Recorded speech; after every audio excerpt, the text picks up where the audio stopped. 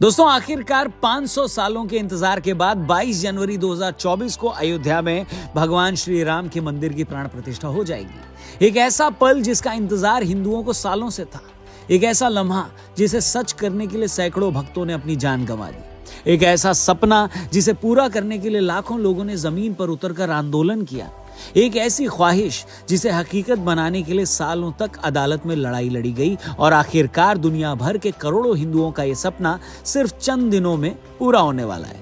यकीन मानिए दोस्तों, दुनिया भर में रहने वाले करोड़ों हिंदुस्तानियों के लिए इससे बड़ी खुशी, इससे सुंदर दिन और इससे दिव्य अनुभूति कोई हो ही नहीं सकती।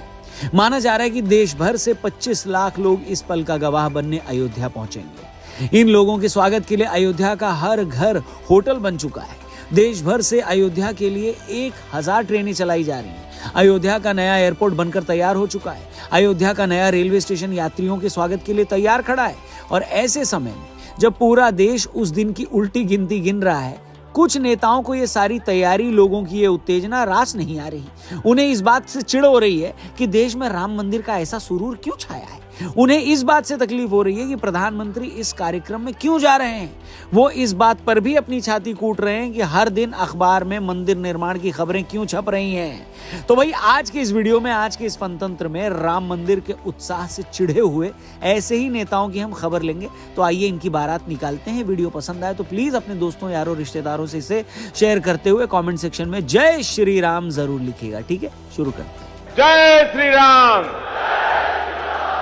नमस्कार दोस्तों, आप देख रहे हैं फनतंत्र। मैं हूं रौनक। 22 जनवरी 2024 को दोपहर 12:20 पर कुछ ऐसा होने वाला है जिसका सपना देखते देखते न जाने कितनी पीढ़ियां गुजर गई, मगर सैकड़ों सालों की यह हसरत महज कुछ हफ्तों में हकीकत बनने वाली है। इससे पहले कि मैं इस कार्यक्रम से पहले चिढ़े हुए नेताओं पर आऊं, आपको उद्घाटन से जुड़ी कुछ जरूरी बातें बता देता हूं। 22 जनवरी को तो राम मंदिर का उद्घाटन है, मगर उससे एक हफ्ते पहले 16 जनवरी को दशविध स्नान, विष्णु पूजन, पंचगव्य प्राशन और गोदान का कार्यक्रम होगा।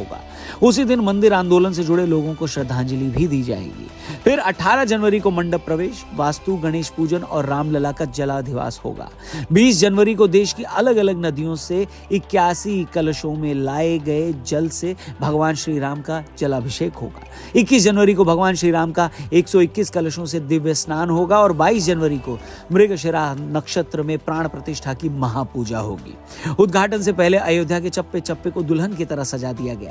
पूरे शहर का कायाकल्प हो चुका है और हर अयोध्यावासी अपने शहर में पूरी दुनिया का स्वागत करने के लिए खुली बाहों से तैयार खड़ा है। मगर जैसा कि हर शादी में कुछ नाराज फूफा लोग होते हैं, उसी तरह मंदिर के उद्घाटन से पहले कई नाराज फूफा सामने आ चुके हैं।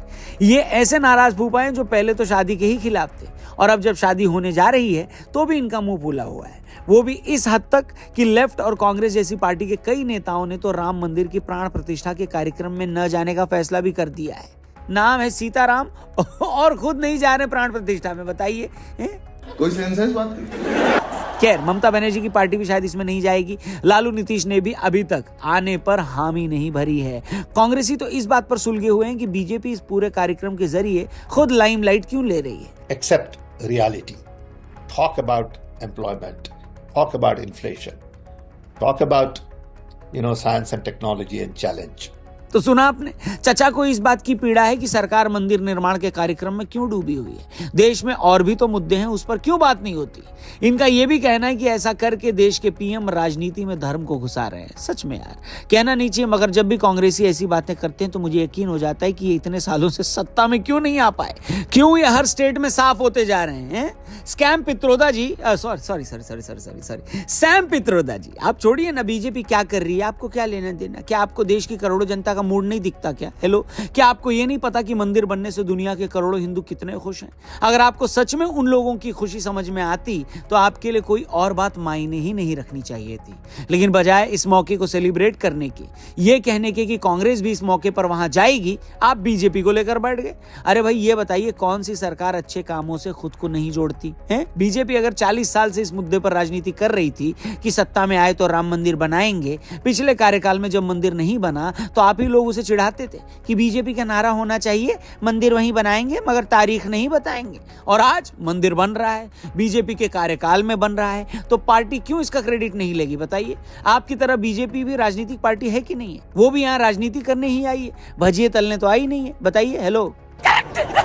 दूसरा, आप ये कह रहे हैं कि प्रधानमंत्री या सरकार तो मंदिर की ही बात कर रही है, बाकी मुद्दों पर कोई बात क्यों नहीं हो रही? ये आपको किसने कह दिया पित्रोदा जी कि कोई भी आदमी या सरकार एक वक्त में एक ही काम कर सकता है? एक आदमी जब दिन भर काम करते हुए 5 बार नमाज पढ़ सकता है, एक हिंदू आदमी सुबह शाम पूजा करते हुए अपनी बाकी के काम भी कर सकता है, तो आपने ये कैसे मान लिया कि जो सरकार मंदिर निर्माण की तैयारियों में लगी हुई है तो इस दौरान वो बाकी सारे काम धाम छोड़कर बैठ गई है? आपको बेरोजगारी की बात करनी है, महंगाई की बात करनी है, भ्रष्टाचार की बात करनी है, कीजिए ना। किसने टोका है? आप ही के इंडी गठबंधन में 30 से ज्यादा पार्टियां हैं। मेन स्ट्रीम मीडिया के अलावा आपके पास सोशल मीडिया की इतनी बड़ी ताकत है, रखिए ना अपनी बात, सरकार को एक्सपोज कीजिए ना। किसने रोका है?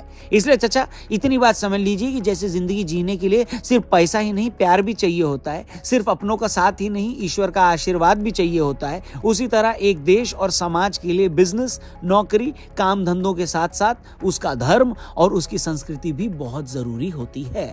समझ आया आपको? हेलो। दूसरा आर्ग्यूमेंट जो लेफ्ट पार्टियों की तरफ से दिया जा रहा है वो ये है कि भाई प्रधानमंत्री तो देश का होता है, वो कैसे किसी धार्मिक स्थल का उद्घाटन कर सकता है? प्रधानमंत्री को धार्मिक राजनीति से दूर रहना चाहिए। हिंदुस्तान का जो सत्ता है वो सत्ता किसी धार्मिक धर्म का, धार्मिक रंग का नहीं होना चाहिए। ये वो सही नहीं है जो ये लोग कर रहे हैं। अच्छा, अब ये भी बड़ी अजीब बात है। अब ये किसने कह दिया आपको कि हिंदू बहुल राष्ट्र में अगर देश का हिंदू पीएम देश के सबसे बड़े आराध्य भगवान श्री राम के मंदिर की प्राण प्रतिष्ठा में जाता है तो इससे वो सेक्युलर नहीं रह गया? बताइए। जहां तक सेक्युलरिज्म पर मेरी आखिरी जानकारी थी उसके हिसाब से सेक्युलर होने का मतलब है कि हर धर्म की बराबर रिस्पेक्ट करना, हर धर्म को उसकी प्रैक्टिस करने की छूट देना। ऐसे में अगर प्रधानमंत्री राम मंदिर के उद्घाटन के मौके पर जा रहे हैं तो इससे वो कम्युनल कैसे हो गए? मैं बोलना तो नहीं चाहता था मगर पिछली सरकारों में तो रमजान के वक्त इफ्तार पार्टी होती थी।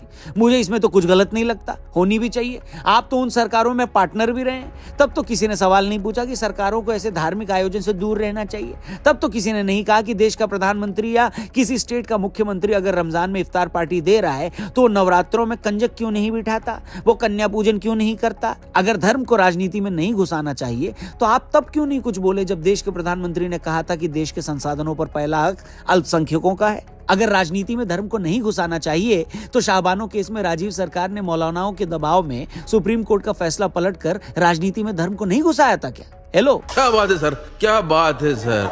दूसरी बात, ये किसने कह दिया कि किसमें क्या घुसाना है या क्या नहीं? जब इंडी गठबंधन या राहुल बाबा बार बार जातिगत जनगणना करके जातियों की संख्या के हिसाब से उनके हक की बात करते हैं तो क्या ऐसा बोलकर वो राजनीति नहीं करते? क्या उनकी सच में नीयत है कि वो लोगों को उनका हक दिलाएं? बिल्कुल नहीं। उसके पीछे भी तो यही राजनीति है ना कि हिंदुओं को अगर जाति के नाम पर बांट दिया तो बीजेपी कमजोर हो जाएगी। मतलब अगर खुद को सूट करे तो राजनीति में जाति को घुसा लो, लेकिन अगर कोई दूसरा अपने फायदे के लिए अगर सिर्फ अपनी धार्मिक पहचान को ले आए तो आप चिल्लाने लगो। ऐसा कैसे चलेगा दीदी, बताइए? बोलो बोलो, चल चल। अरे भैया, हिंदू बहुल देश में भगवान श्री राम जी के मंदिर में अगर देश का प्रधानमंत्री नहीं जाएगा तो कौन जाएगा? किम जॉन उन या उर्फी जावेद? मगर नहीं, हर दिन कोई ना कोई ऐसा बयान लगातार दे रहा है। कपिल सिब्बल बोल रहे हैं कि बीजेपी वाले तो दिखावा करते हैं, राम तो मेरे दिल में बसते हैं। सीताराम येचुरी, जिनके नाम में सीता भी है और राम जी भी, उन्होंने तो राम मंदिर के उद्घाटन के लिए मिले निमंत्रण को ही ठुकरा दिया। वाह, एक गजब बात है भाई। This inauguration ceremony is that it has been converted into a state-sponsored event. So therefore, in these circumstances, I regret not being able to attend the function. यहाँ देश दुनिया से लोग इस मौके का गवाह बनने के लिए मरे जा रहे हैं। लोग बसों, ट्रेनों, हवाई जहाज में लद लद कर अयोध्या आ रहे हैं और आप कह रहे हैं कि हमने इस निमंत्रण को ठुकरा दिया क्योंकि वहाँ पीएम भी आ रहे हैं। मामले का राजनीतिकरण किया जा रहा है। अब मैं तो इस ऑब्जेक्शन को सच में नहीं समझ पा रहा हूँ भाई। अगर पीएम इस कार्यक्रम में आ रहे हैं, यूपी के सीएम भी आ रहे हैं और बाकी पॉलिटिशियंस की तरह आपको भी इनविटेशन मिला है तो प्रॉब्लम क्या है? अरे भाई दिक्कत तो तब होती और राजनीति तब होती जब सिर्फ सरकार के लोगों को बुला लिया जाता और बाकी पार्टियों को पूछा नहीं जाता। अब जब सारी पार्टियों के लोग आ रहे हैं तो फिर उद्घाटन झारखंड के मुख्यमंत्री से तो करा नहीं देंगे ना। हेलो, वो काम तो पीएम ही करेंगे। तो फिर इस नाराजगी का रीजन समझ नहीं आया मेरे को चचा। ये बड़ी अच्छी बात कही है। इसी तरह लालू और नीतीश बाबू को भी निमंत्रण मिला है, कांग्रेस के सीनियर लीडर्स को भी निमंत्रण दिया गया है, मगर वो सब आएंगे या नहीं अभी तक क्लैरिटी नहीं है भाई साहब इस पर। इसके उलट हर दूसरे दिन हमें यही सुनने को मिलता है कि पीएम क्यों आ रहे हैं, बीजेपी वाले इसे राजनीतिक रंग क्यों दे रहे हैं। अरे भैया हेलो, एक बात बताओ, शादी जिसके घर होगी शगुन का लिफाफा तो वही लेगा ना। मंदिर बीजेपी का एजेंडा था, उसी के कार्यकाल में मंदिर बन भी रहा है, तो सरकार मंदिर का उद्घाटन दिग्विजय सिंह से करवा दे क्या? बोलो बोलो, करवाना है तो बताओ। खैर, ये पार्टियां या नेता जो भी कहे, इनकी असल पीड़ा ये है कि जनरल इलेक्शन को सिर्फ 4-5 महीने पड़े हैं। राम मंदिर का उद्घाटन पिछले कई सालों की सबसे बड़ी घटना है। लोगों में जबरदस्त उत्साह है, गजब का माहौल बना हुआ है। ऐसे में उद्घाटन के वक्त पीएम वहां रहेंगे, भाषण देंगे तो बीजेपी को इससे फायदा होगा। और ये सच भी है, मगर भाई ये ऐसी सच्चाई है जिसे आप डिनाई नहीं कर सकते। समझदारी यही होती कि आप बिना किसी हल्ले के या तो कार्यक्रम में चले जाते, और नहीं जाना था तब भी कोई स्टेटमेंट नहीं देते और न जाते। अब हुआ ये कि आपको इस कार्यक्रम पर किसी भी तरह की नेगेटिव बात करने से ये लोग सबसे अलग दिखाई दे रहे हैं। सीधे शब्दों में कहूं तो ऐसा लग रहा है कि ये लोग रंग में भंग डाल रहे हैं, शादी से पहले नाराज फूफा का रोल प्ले कर रहे हैं। और सच कहूं तो ये देखकर बड़ा दुख होता है। हकीकत यह है कि भगवान श्री राम जी की जन्मस्थली अयोध्या में सैकड़ों सालों बाद उनके मंदिर का बनना हर चीज से बहुत ऊपर है। ये ऐसा मुद्दा है जो बीजेपी, नरेंद्र मोदी और राजनीति से कहीं ऊपर है। ये ऐसी खुशी है जिसका कोई ठिकाना नहीं है। ये एक ऐसा इंतजार है जिसकी कोई तुलना नहीं है। ये ऐसा परमानंद है जिसे सिर्फ महसूस किया जा सकता है। इसलिए मेरी ऐसे तमाम लोगों से हाथ जोड़कर विनती है कि भैया इस शुभ अवसर पर कोई नेगेटिव बात मत करिए, ऐसा कुछ भी मत बोलिए जिससे लोगों का दिल दुखे, माहौल में कड़वाहट पैदा हो, ऐसा कुछ मत करिए। हमें तो खुश होना चाहिए कि ये सपना हम लोगों के जीते जी पूरा हो रहा है। सोचिए कितने लोग अदालतों में मंदिर की लड़ाई लड़ते लड़ते मर गए, कितने लोग मंदिर आंदोलन में पुलिस की गोलियों से मारे गए, कितने इस दिन को देखने से पहले इस दुनिया से चले गए। मगर आप और हम खुशकिस्मत हैं कि ये सपना हमारे जीते जी पूरा हो रहा है। और अगर ये सपना हो रहा है पूरा तो इसके लिए भगवान का धन्यवाद कीजिए, उस ईश्वर के प्रति अपनी कृतज्ञता जाहिर कीजिए जो आपको ये दिन दिखा रहा है। मगर कुछ लोग इस छोटी सी सच्चाई को समझने के बजाय इस महान अवसर में भी पॉलिटिक्स का नफा नुकसान ढूंढ रहे हैं, जो कि सच में तकलीफ देने वाला है। खैर, बेहतर यही होगा कि हम ऐसे लोगों को इग्नोर करें और खुली बाहों से उस महान दिन का स्वागत करें। बाकी आपकी इस मामले पर क्या राय है कमेंट करके जरूर बताइएगा। ऐसे लोगों के बारे में, ऐसे बेतुके बयानों को जब आप सुनते हैं तो आपका क्या रिएक्शन आता है और आपको क्या लगता है इस पे सबसे ज्यादा पॉलिटिक्स कौन कर रहा है? प्लीज अपना ओपिनियन जरूर शेयर करिएगा कमेंट सेक्शन में। और ये वीडियो अगर आपको पसंद आई हो तो प्लीज इसे जरूर शेयर करिएगा। हमारे चैनल को भी सब्सक्राइब करिएगा। फेसबुक पे देख रहे हैं तो हमारे पेज को जरूर लाइक करिएगा। Thank you for watching. जय हिंद, जय श्री राम।